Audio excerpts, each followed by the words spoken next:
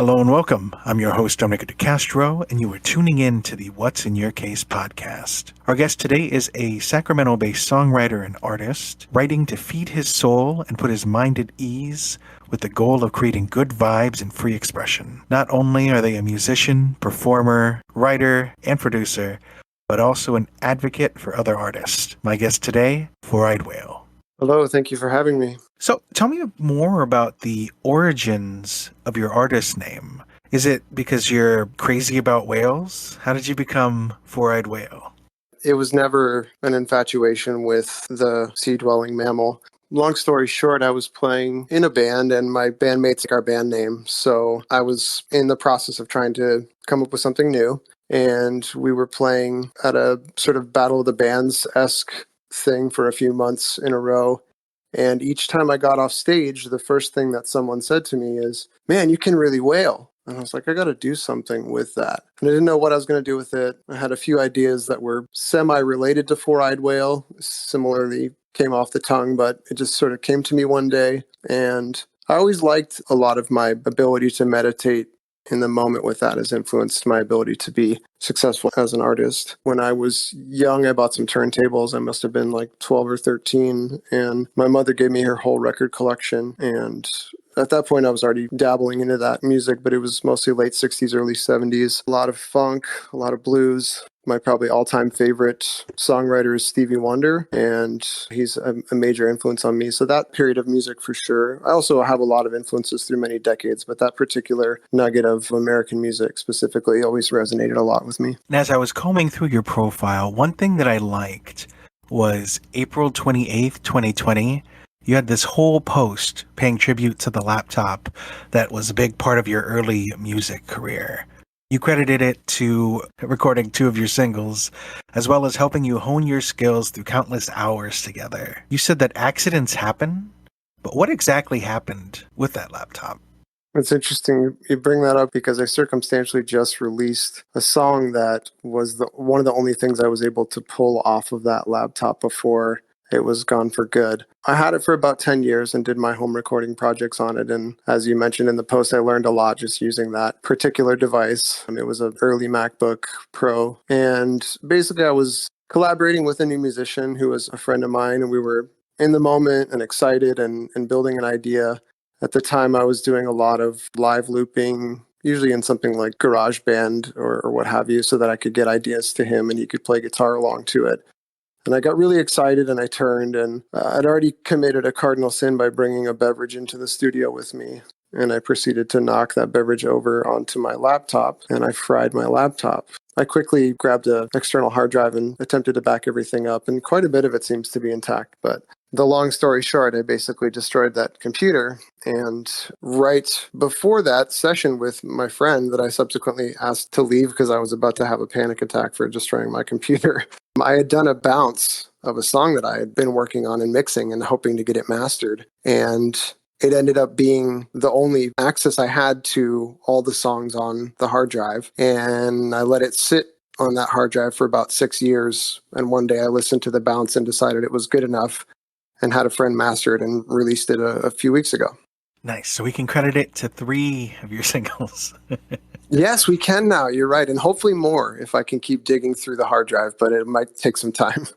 And this also might be a good time for me to ask this question since we're on the subject, but I'm not sure if you know, but I have this question that I like to ask a lot of my musical guests. Do you name your instruments? And if so, what are their names? No, I don't think I actively do. I think there's been times where I might have had a nickname for a device. When I was young, I used to name my cars and stuff, but I honestly don't think I name my instruments. We are 1-1 this year for for instruments being named.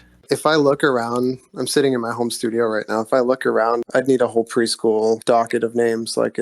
There's a lot of instruments in this room. So maybe that's why I shy away from it, because it's too many names to keep track of. So I've seen that you made a few posts about you busking. And I know for one of your posts, you mentioned that Explore Midtown had a program that invited you out to busk. But outside of that, Did you ever get into just personal busking? In Sacramento, not as much, other than that intentional placing of musicians to busk and play original tunes, sometimes covers, but mostly originals. And when it comes to busking, is there certain restrictions or guidelines that you have to follow to set something up like that? Certainly get chased away because if you don't have permitting, you're technically not really, I don't know, supposed to. I never had that many issues with that, but yeah, you're allowed to do that until someone tells you you're not allowed to do it, I guess. August 17th, 2021.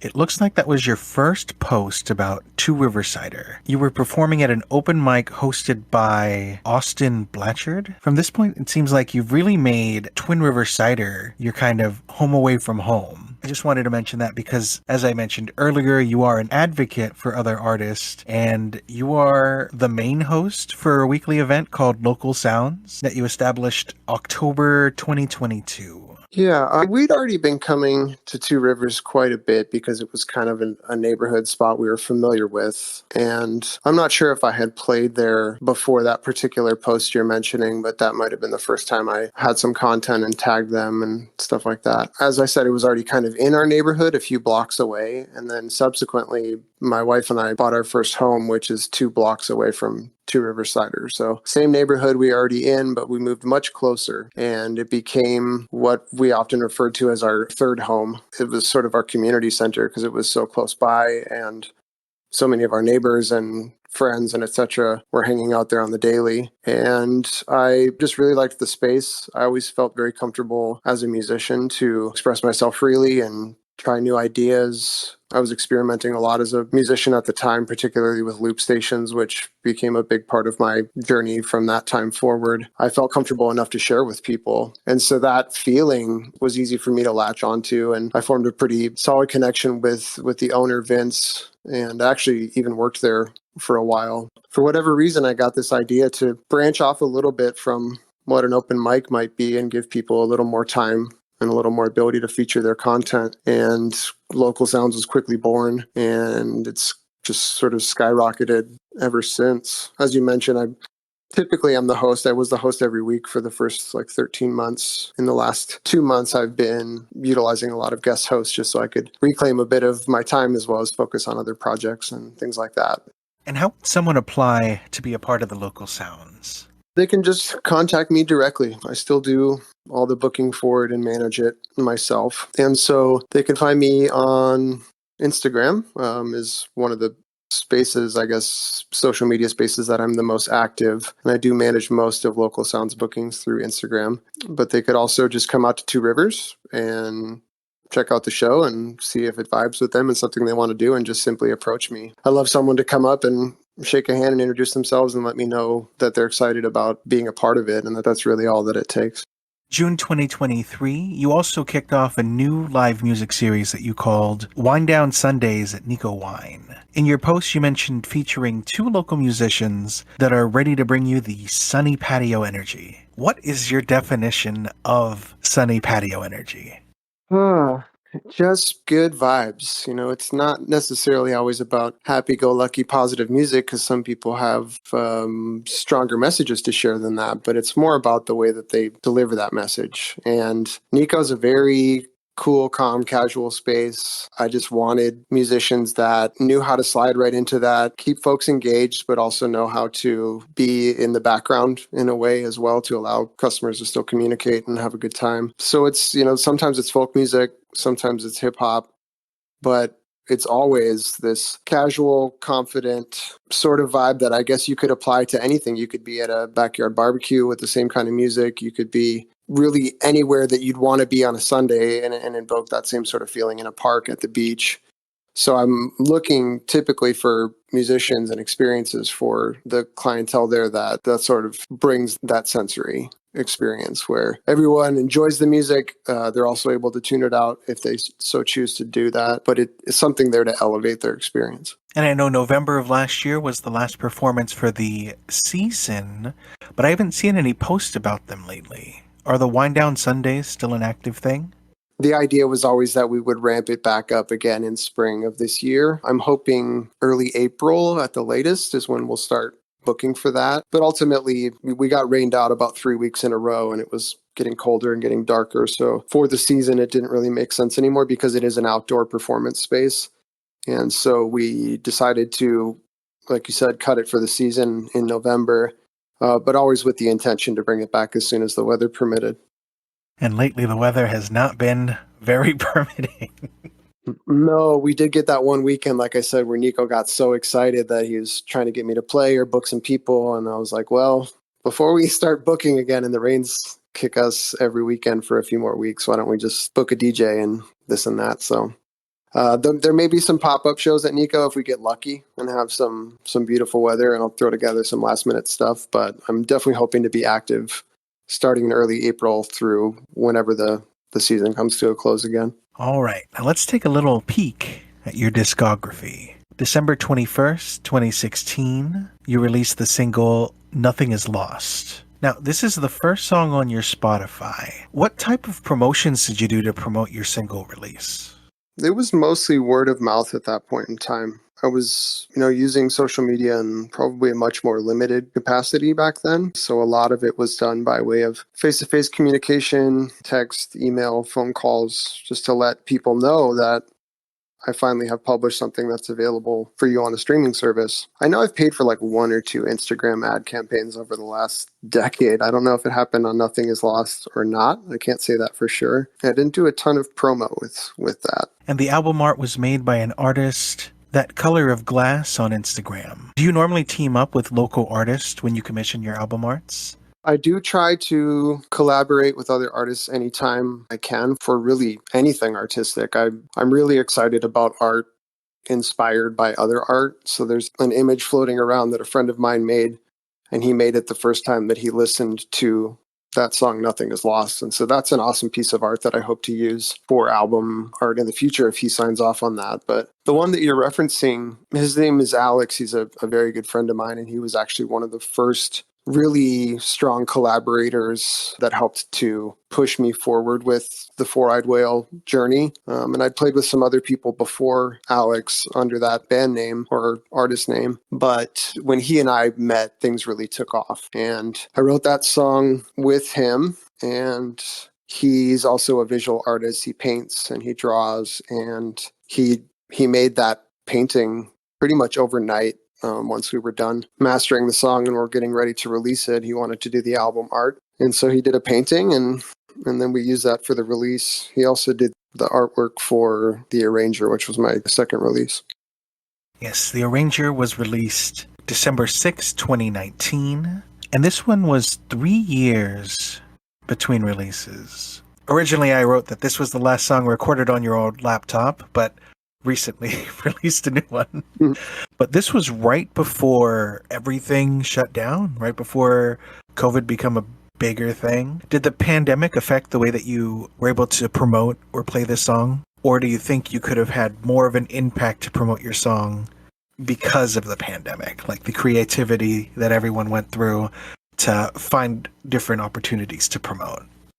I think there was definitely a pivotal time for me as far as digging in more on social media and being willing to share my art and my music and things like that. I don't know whether I would have done things much differently with the Ranger, whether COVID did or didn't happen, but the kind of turning inward aspect of it by initially being quarantined, but also just generally sticking to home for a long time. We had a newborn at the time as well, so we were being pretty cautious and I was home a lot. And so I did take a pretty deep dive into a lot of different artistic things, photography, visual art, really anything that inspired me. And I think that period of time of learning a bunch of new songs to cover, to send videos to my friends because I was bored, like just the way that I was working as a musician in that free time that I had, I think was very influential for the time that came after that. So I think I'm grateful for that period of time for that reason. It caused me to trust in myself and to learn new things and to challenge myself. I definitely can think back on that time fondly. I don't know that I could say I would have necessarily done it any differently, though.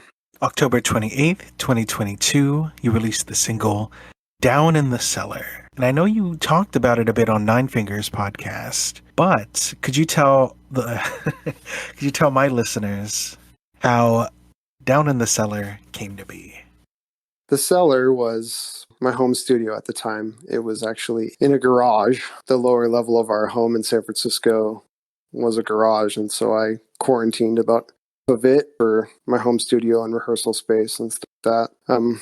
The song itself, I basically was seeing the same numbers over and over again, patterns of numbers, and the numbers that I was seeing the most were a lot of ones repeated. And so I checked in with a couple of friends of mine that are, self-proclaimed numerologists and just sort of asked them about what do these numbers mean and why am I seeing this so much. And basically my friend, who was a collaborator at the time and we still work together periodically, he basically said to me, hang up the phone and go start writing right now. The numbers I was seeing, which was typically 3 ones at a time, sometimes 4 ones, is considered the number of the angels, or one of the numbers of the angels, and usually indicates that you stand a chance, if you realize it at the moment, to sort of be a vessel for creativity, because you're sort of being shined upon by the spirit world and getting a pat on the back to let you know that now is the time to pursue those things. So my friend told me to start writing, and then I looked up what it meant, and I was like, okay, so I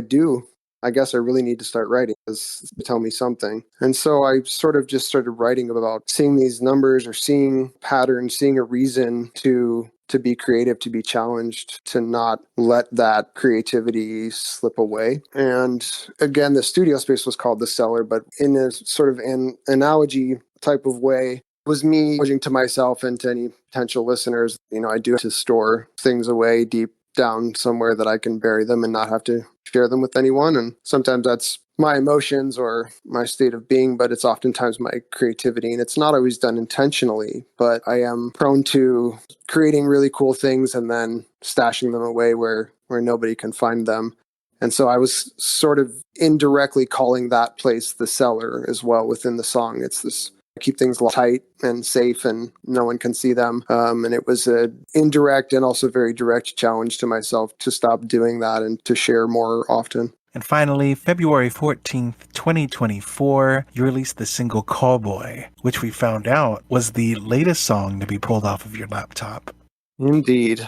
I kind of forgot that I'd done the bounce and that I was excited about the bounce at one point. And I was playing some shows, and speaking of Nine Fingers, I was actually playing a show down in Lodi with Tyler Vernon and the one they call Nine Fingers. And on my drive home after that show, I was just sort of having an aha moment with myself and a bit of a reality check. And I listened through some of these files I keep stored away on my device. And I had that bounce of Callboy. And I'm like, you know what? This is great, potentially, depending on the listener's opinion.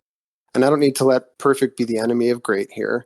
Why am I still holding on to this? I need to get rid of this song. And I'm definitely in a space where I'm trying to shed creative weight. So that's a way that I felt like I could do that, as well as some other songs I listened to on that drive, which will hopefully be coming out soon as well. I had a WAV file. It was that bounce that I had done either just before my computer crashed or right after I crashed it. And I was able to get this lovely little WAV file that sat on a hard drive forever. And I asked my friend 3-Arm Bandit if he thought that he could master it with just that, and he agreed to do that. So I brought it to his studio. We had some guide tracks just sort of for reference for him of what I wanted it to sound like in the final master pass. And he worked his magic, and within about an hour and a half, it was more than content with what it sounded like, and decided that day that I would get the DistroKid account set up and get it published. And about a week later, it was released. It's funny that you mentioned that. There's a lot of musicians that you've involved yourself with that have numbers in their name as well. Oh yeah, it's kind of an endless thing, and there's a bit of a joke because Dave, the 3-Arm Bandit, is in a group that they tell me they started specifically for local sounds because they wanted to play there. And that group is called 5 Wild Hares. So we've got 5, we've got 3, we've got 9, we've got 4. There's probably some other. Oh, Dave and I have a side project called Level 12. So yeah, I definitely have. I guess I have an obsession with numbers and music. And if you'd like to hear more of Four Eyed Whale's songs, I know that you had just released a video on YouTube for the Tiny Desk contest. I've meant to say. It looks like that was your second entry for the Tiny Desk contest. Is there, I mean, obviously everyone wants to win, but is there more of a reason to enter every year? At this point, I think because I did it last year, once I did it, it was like, okay, well, well, now I should just do it. Like, I've done it. I'm not going to say it's easy because there's challenges to those sorts of things always. And there's a challenge to sharing your art, but the process got done. I did it. I can do it. And if I want to be a part of that, then that's something every year to shoot towards. It challenges me to find a song I feel like sharing that feels appropriate for that space or in the space that I'm in at the time. And I don't know, I just feel like, especially in Sacramento, there's an awesome music scene here, to say the very least. And there's a ton of people that submit to Tiny Desk in the Sacramento music scene. So I think just for the sake of that, like just contributing to that energy that we're all creating together, of being willing to share our art and to do so in a collaborative way and in a cohesive way that supports each other. Of course, I do hope to win that. And I think Cap Radio is an affiliate station, so maybe they do a Sacramento special. Not like I'm dropping hints for them, but there's so many artists in Sac that are creating great music and submitted to that contest that I just figured there's no reason that I shouldn't be a part of that. It felt like a right thing to do again this year. I had to cram a bit to get it done, but I'm certainly happy that I did it, and I'm excited to do so again next year if a contest still exists. And now for the most important question so far. How do you have time to balance everything that you're doing? I don't know. I know you had mentioned having a few of your friends in the music scene kind of guest host for Local Sound so you can have more time for your projects. But aside from that, you juggle quite a bit. Yeah, I've always liked to stay busy. This has been a little different. The last 2 years or so has been quite a challenge in keeping the focus. And actually, when our call's done, I need to go make a flyer for Local Sounds. But it's like, it keeps me going, man. It gives me something to focus on every week. Like, there are weeks where burnout's a real thing, but I keep meeting awesome people that want to collaborate and want to hang out and want to create beautiful things. And it's nearly impossible for me to say no to that. I do need to be smart about it and keep my sanity and keep my family content with me as well. It keeps me going. And without it, I don't feel as good. Like I'm not myself if I'm not playing music. And having so many people around that want to keep this momentum going and want to keep building upon that, I think that's part of what has helped to keep pushing me forward. Local Sounds was such an instant success, and it has so much to do with the people that are involved in that and the people that I've been able to surround myself with and that they surround themselves with, and it just keeps incubating and growing.